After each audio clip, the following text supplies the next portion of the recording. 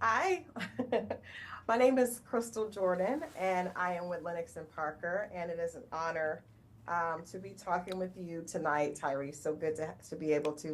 We're actually going to celebrate this movie with a cover, so it's an honor to be able to celebrate you. Oh, wow. Thank you so much. Appreciate it.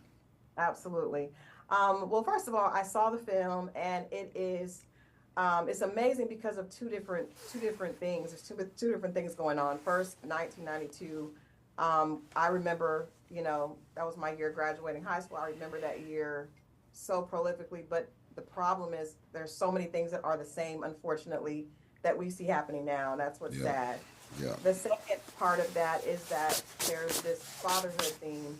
We see a father and your character Mercer really trying desperately to teach his son differently, amidst everything. So there's the racial issue, and then there's just the human part of a father, black father, trying to protect and reconnect with his black son. And so the first question I want to ask you is, what did you learn from Mercer playing this role?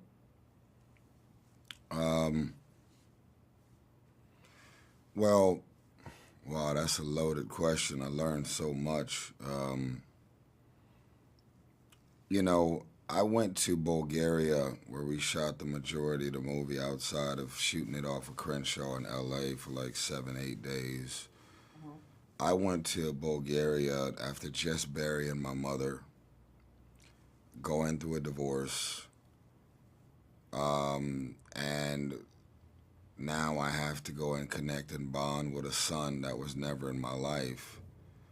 And all of these vulnerabilities and all of this stuff playing on camera and off camera in real life was holding hands with each other.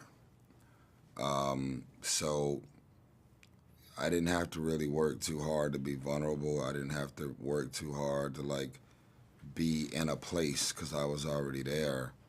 I Mhm. think the worst thing that could have happened if they had tried to get me to shoot a Fast and the Furious right after all them losses, because I always got to be funny in those movies. So, Yeah. you know, Mercer, Mercer took me back to what John Singleton taught me. Um, how do you deliver your thoughts and feelings and sentiments in a scene without words? Mhm. How can you as an actor tap into the lava that's boiling underneath the surface, where you just feel vulnerable and feel something is there the whole time Yeah. waiting to explode. So, what I learned about Mercer is that this guy does really well in the department of restraining himself, but he's not a pushover Mhm. and he's Mhm. not a joke. So Yeah. it was just interesting to dance. Yeah. Ariel made me dirty up my teeth and make them look all crackly. He's like, "Yeah, your teeth are too pretty. We got to get rid of." He like rot and warts, and he just like really went crazy. With my damn teeth and my face, and even as I sit here, I'm in full costume with my facial hairs that's got to come off Yeah. because we're shooting a short film right now called Wildflower for my mother's first single. That's all right. That was produced by Brandon Bam Hodge and the legendary David Foster. Oh, wow. So he's also an executive producer of my overall Beautiful Pain album, which Mhm. is being released on the same day. It's 1992. So I am drained. I'm tired. I am fried. I am creatively depleted. Um, and I'm probably gonna go get in a damn submarine somewhere in the middle of the ocean for 4 months to decompress.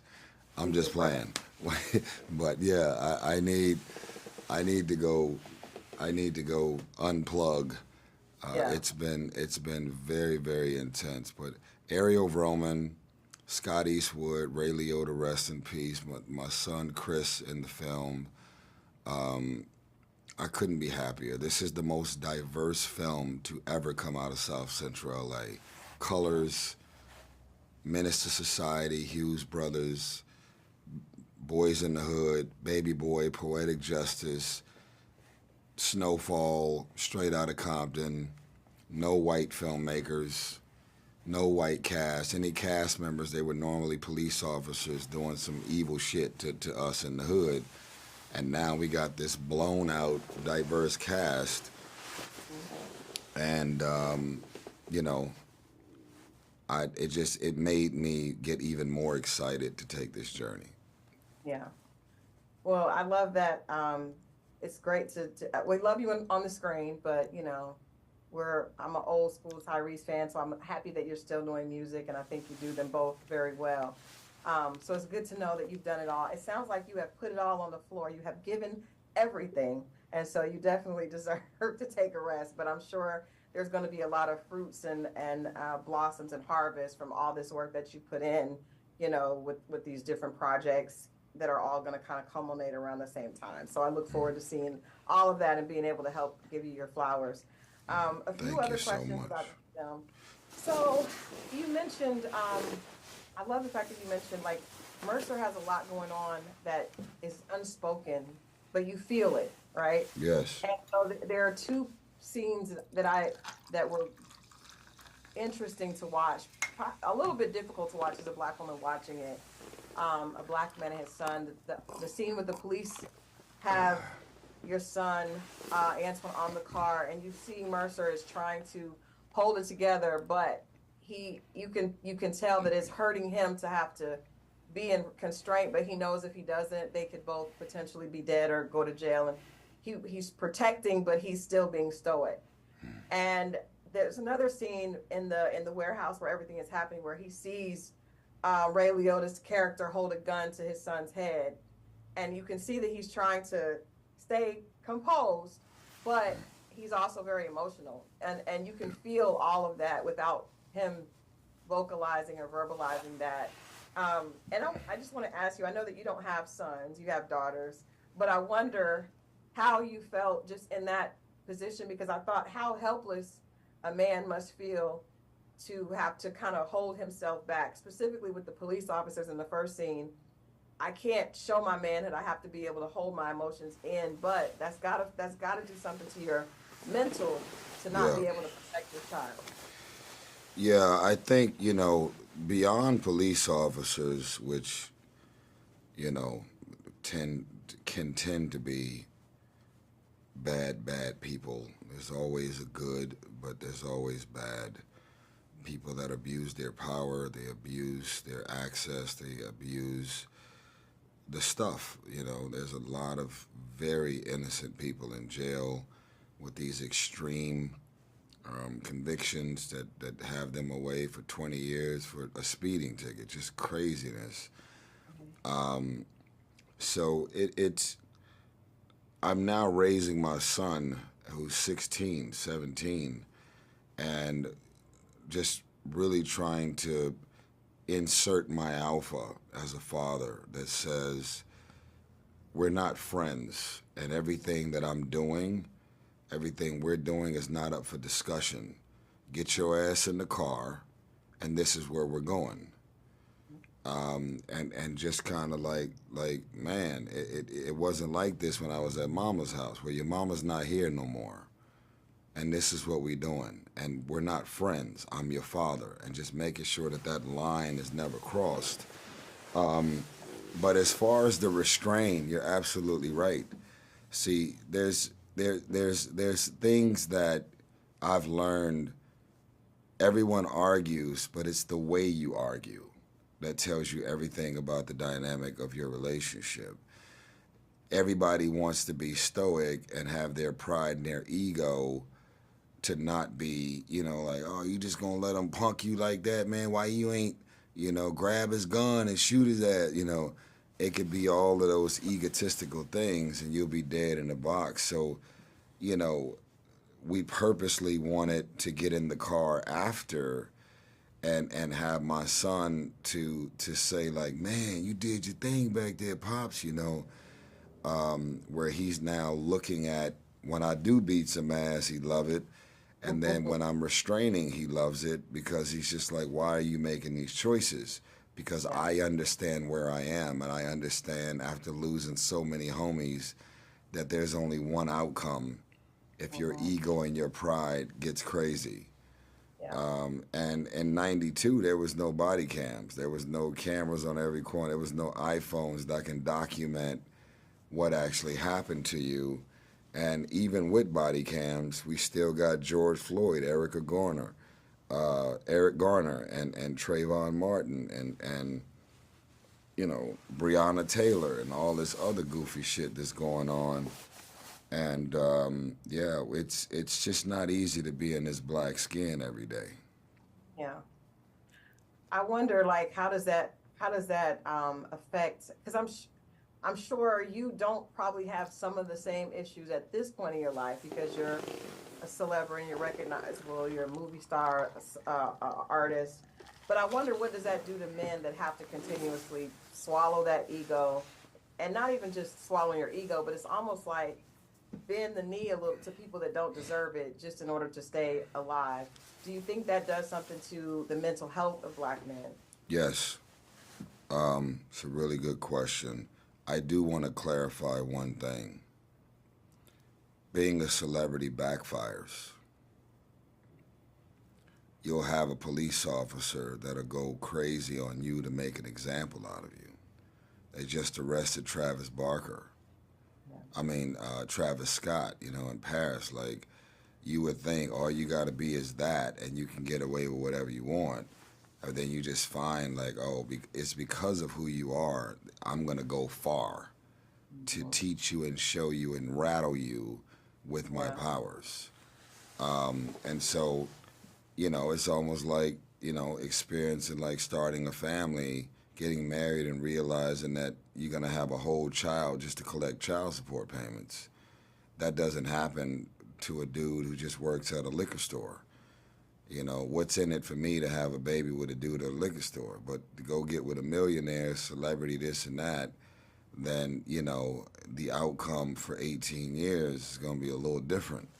So, we got so many things that are disingenuine, not real, and, we deal with people that have mastered deception.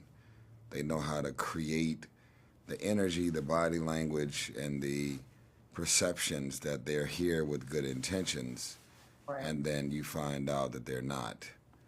And so I don't know about you, but when someone completely catches me off guard with their intentions, that hurts way worse than me smelling and feeling like when I'm around you, you're here to do something bad. Charming, charismatic devils are dangerous out here. Yeah. So, but to the average Joe, meaning black man that's not a public figure or celebrity, yeah, it's very real. It's scary out here. We see it every day on Instagram, and it seems like at this point, these police officers are just trying to go viral from fucking people up. Yeah. There's another line where you're talking to, it's your supervisor who gave you Mercer's talking to his supervisor who gave him a job. And he says that, everybody deserves a second chance. And just hearing what you mentioned earlier with it's a lot of brothers, a lot of people in jail, but specifically, black men in jail for nonviolent crimes that don't necessarily predicate the amount of time that they're in jail for. I wonder what do you think made Mercer different? Because when he comes home, you can see the streets are trying to pull him back in. Mm-hmm. He's like, no, just how you can help me is to help me find my son. I don't want anything to do with that. And then he actually is kind of like a vigilante for just the average person that could be, victimized by gang members or people that are doing the wrong thing. What made Mercer different, and do you think that he's an outlier, or do you think there's a lot of brothers out there like Mercer? Yeah, it's a lot of, the thing is, You can go to jail once, twice, 5 times. You're gonna get to your breaking point, and when you get there, you'll switch it up and not worry about your homies in the hood. Oh, you ain't loyal, you ain't real, you ain't coming over here with you ain't a part of this no more. I'm tired of going to jail on behalf of what we doing in the hood, and none of y'all show up to visit, put money on my books, or even take my collect calls. So, and y'all out here having sex with my baby mama while I'm in jail. So you'll get to a place where you realize that loyalty has an expiration date, and staying loyal to what's dead at some point will kill you too. I like that. That was good. That was good. I like that a lot. Um, so second to last question, the relationship between Mercer and Antoine is interesting to me because you see him trying to shelter his son from all this stuff that he is exposed to in this one. He sees someone get shot just horrifically. He's almost killed. And I wonder, like, as we try to shelter our children, most of us, specifically people of color, as we do better, we try to keep our children from what we went through. But yet, I feel like the situation that happened with Antoine and his father is probably going to make him stronger. So how do you find that balance of sheltering too much and exposing them? And do you think that this situation with Antoine and Mercer will probably make Antoine more of a man?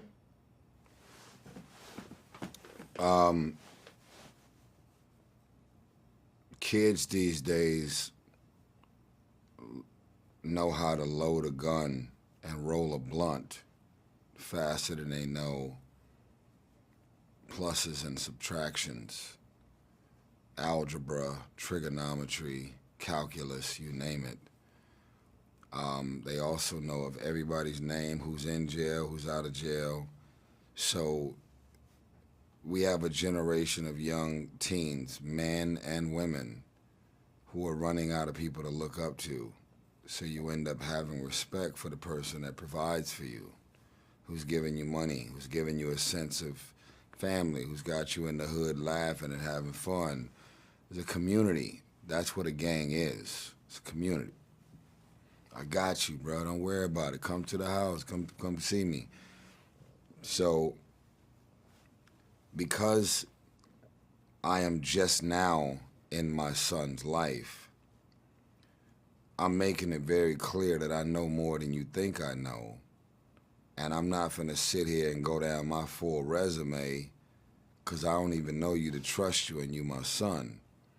But believe me, whatever you think you are, whatever you trying to do, whatever statement you trying to make, I know exactly what that is.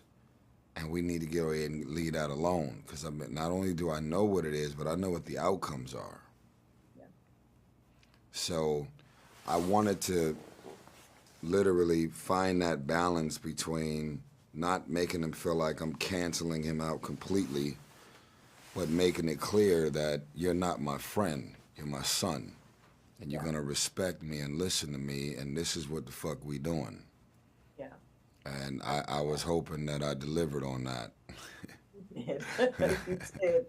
You did. My last question. Well, first I want to commend you because you stand up for fatherhood even when it's difficult for you, and you've shared with your fans and with the public a lot of your private pain that I think really probably helps more people than you probably know. But the beautiful thing is seeing a Black man fight for his children in situations that the world is against him, be it the court, everything else. And I think that's powerful. It's powerful for other kids to see, to know that my father may not just not want to be in my life.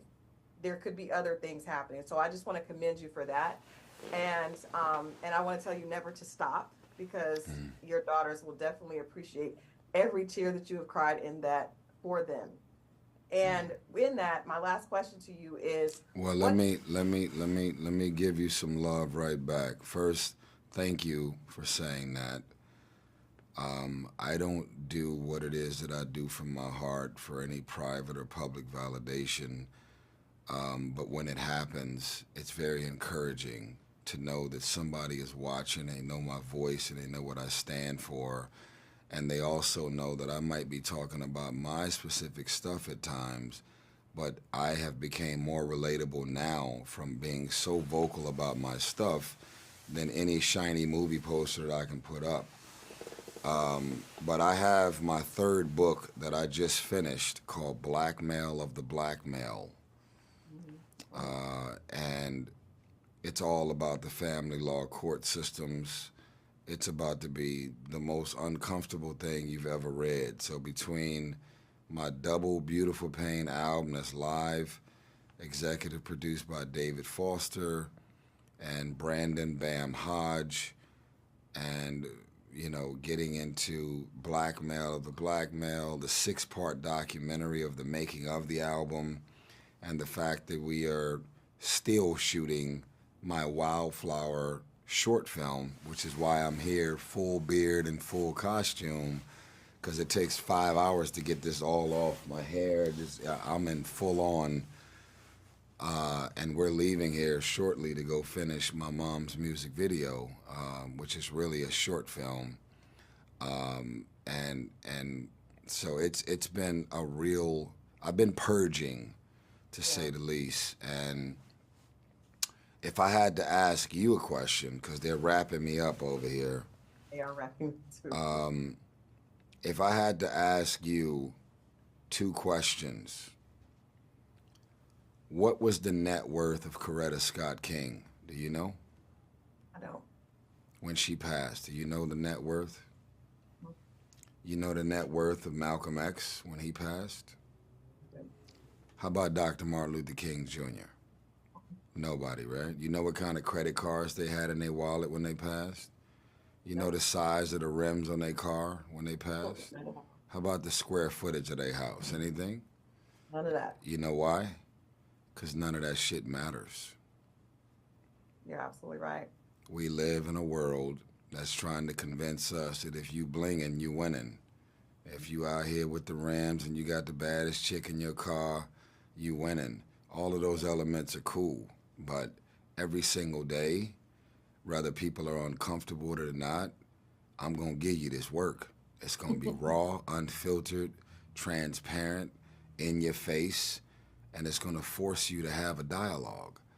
We are living in a world right now where people are losing their souls and losing a sense of self and feeling like in order for me to get on and be on and stay on, I got to become like everybody else. But I've been authentically me this whole time.